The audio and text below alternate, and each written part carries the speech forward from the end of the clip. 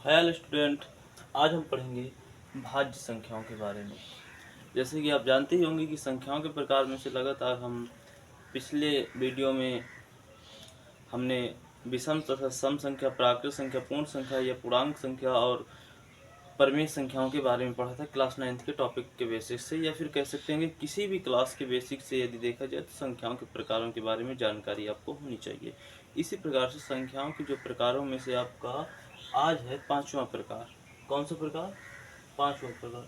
पांचवें प्रकार में आपकी भाज्य संख्या है। भाज्य संख्याओं के बारे में चलते हैं। भाज्य संख्याएं क्या होती हैं उसके बारे में देखते हैं। भाज्य संख्या क्या होती है? भाज्य संख्या ऐसी संख्या होती है जो स्वयं से तो कटे लेकिन दूसरे से कटे। अर्थात देखो, जो मैथ के गणित में जो परिभाषा लिखी है उस परिभाषा के तौर पर नहीं, स्वयं से, यानी कि आम तौर की भाषा के आधार पर हम समझेंगे भाज्य संख्याएं क्या होती है। भाज्य संख्या का मतलब होता है ऐसी संख्या जो स्वयं से तो कटे तथा दूसरी संख्या को भी यह अधिकार दे दे कि वो उसको काट डाले, यानी स्वयं में क्षमता है कि वो बर्बाद हो जाए तथा दूसरे भी व्यक्ति को उसने अधिकार दे रखा है कि वो खुद उसको बर्बाद कर दे आकर के। जैसे कि चार चार से चार स्वयं से कट जाता है, लेकिन चार ने दो को भी ये अधिकार दे रखा है कि दो भी चार को काट सकता है। दो भी चार को, दो से चार कट सकता है तथा चार एक, अर्थात ऐसी संख्या जो स्वयं तथा एक के अलावा और किसी संख्या से कटे, अर्थात ऐसी संख्या जिसके दो दोस्त हों, एक तो स्वयं एक एक। ऐसी संख्या जिसके दो दोस्त हों, एक स्वयं एक एक।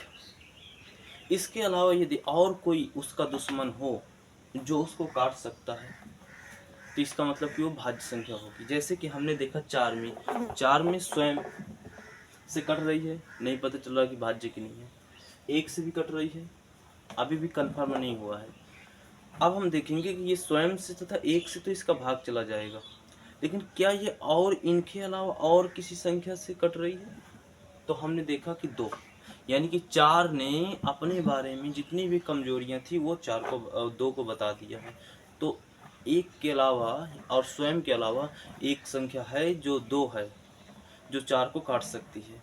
इसका मतलब कि चार भाज्य संख्या होगा। जैसे कि अगली संख्याओं के बारे में हम पढ़ते हैं। जैसे कि लेते हैं चार, छः। छः क्या है? देखो, छः स्वयं से कटेगा, हमको नहीं मालूम पड़ा कि भाज्य कि नहीं भाज्य। छः एक से भी कट रहा है, अभी भी कंफर्म नहीं हुआ। इसके अलावा देखेंगे छः छः को और कौन काट सकता है, छः के और कौन से दुश्मन है। देखो देखो, छः का दो दुश्मन है, जो वह दुश्मन जो छः को बर्बाद कर दे, वो कौन है? दो है। इसके बाद एक दुश्मन और है, तीन। यानी छः के दो दुश्मन है कि नहीं है? एक तथा स्वयं के अलावा दो दुश्मन और है, इसका मतलब ये भाज्य है। तीसरे में तीन, तीन स्वयं से कटेगा, तीन एक से कटेगा। अभी हम नहीं कह सकते कि ये भाज्य की नहीं है। इनके अलावा इसका कोई दुश्मन है जो इसको काट दे? है? दो के पास इतनी हिम्मत है जो तीन को काट दे? नहीं है। और कोई संख्या जो तीन को काट दे स्वयं और एक के अलावा? यानी और कोई संख्या है जो स्वयं तथा एक के अलावा और कोई संख्या है जो तीन को बर्बाद कर सकती है? ऐसी कोई संख्या नहीं है। पांच ले लेते हैं। पांच, पांच स्वयं से, पांच एक से। क्या ऐसी कोई संख्या है? क्या ऐसी कोई संख्या है? क्या ऐसी कोई संख्या है जो पांच को स्वयं से तथा एक के अलावा और ऐसी कोई संख्या जो पांच को बर्बाद कर सकती है, तोड़ सकती है, काट सकती है? ऐसी कोई संख्या नहीं। इसका मतलब पांच आपका हो जाएगा भाज्य संख्या नहीं होगा, तीन भी आपका भाज्य संख्या नहीं होगा, छः आपका भाज्य संख्या होगा। छः यानी कि कह सकते हैं कि भाज्य संख्या में लापरवाही वाली संख्याएं होती हैं, जो अपने बारे में जो अपनी जानकारी वो अन्य संख्याओं को दे करके बैठ जाती हैं, फिर वही संख्याएं इनको काट देती हैं, वही संख्याएं इनको काट देती हैं।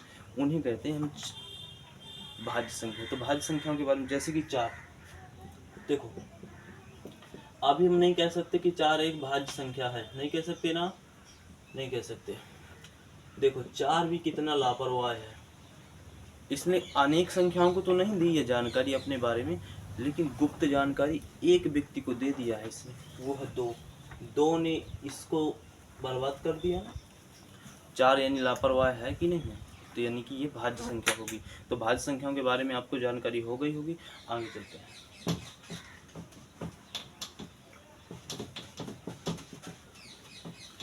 तो चलते हैं, एग्जाम्पल लिखते हैं पहले, इसके बाद परिभाषा लिखेंगे। एग्जाम्पल में जैसे कि आपका हो गया 4 हो गया, 6 हो गया, 9 हो गया आपका, 8 हो गया आपका, 10 हो गया आपका, ऐसे ऐसे ऐसे बहुत सारी हैं, बहुत सारी ऐसी ऐसी संख्याएं हैं आपके पास, ठीक है। तो इसका मतलब भाज्य के बारे में आपने पता चल गया होगा। इतना एक बात और रखिएगा याद कि भाज्य की जो सबसे छोटी संख्या होती है वो होती है 4। यानी कि भाज्य की एक नोट है आपका, सबसे छोटी तथा प्रथम संख्या आपकी क्या होती है? 4 होती है। परिभाषा में लिखेंगे वह संख्या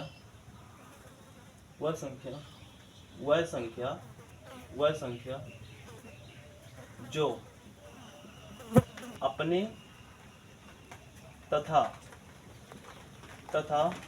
एक के